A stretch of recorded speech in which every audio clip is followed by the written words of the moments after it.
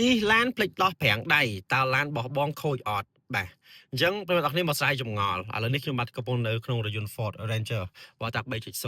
អញ្ចឹងបើសិនជាបងដាក់ប្រាំងដៃបាទហើយបងភ្លេចដោះហើយបងជិះជាន់ទៅមុខហ្មងតើមានអីកើតឡើងបងកុំអារម្មណ៍អីឲ្យតែបងពាក់ខ្សែក្រវ៉ាត់បាទនេះឲ្យតែពាក់ខ្សែក្រវ៉ាត់ហើយបងទាញចង្កឹះលេខមកអក្សរ D បងជន់ហ្គាទៅមុខធម្មតាបងភ្លេចដោះប្រាំងដៃក៏ប្រាំងដៃដោះដោយស្វ័យប្រវត្តិដែរតែសូមបញ្ជាក់តតែបងពាក់ខ្សែក្រវ៉ាត់ណាបើអត់ពាក់ខ្សែក្រវ៉ាត់ប្រាំងដៃអត់ដោះទេប៉ុន្តែបើសិនក្នុងការលេបងពាក់គឺអត់បារម្ភទេវានឹងដោះឲ្យស្វ័យប្រវត្តិ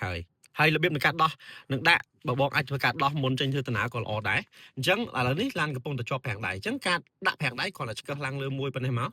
អញ្ចឹងផើ brake on វានឹងចេញញ៉ៅទៀនបោកហមនេះប៉ុន្តែពេលបងត្រូវការដោះធម្មតាអាចថាមុនធ្វើដំណើរបងគួរតែដោះទៅបាទគឺបងគ្រាន់តែជន់ប្រាំងបន្ទាប់មកបងសកត់វាមួយប៉ុណ្ណេះមក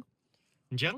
ប្រាំងដៃនឹងធ្វើការ off ហើយនឹងបាត់សញ្ញាឧទានហ្នឹងហើយអញ្ចឹងការដកខាដាក់ហើយនឹងការផ្លេចដាក់ផ្លេចដោះនៅពេលដែលបងធ្វើដំណើរគឺអត់បញ្ហាទេសម្រាប់រថយន្ត Ford ដែលប្រើប្រាំងដៃអេឡិចត្រូនិក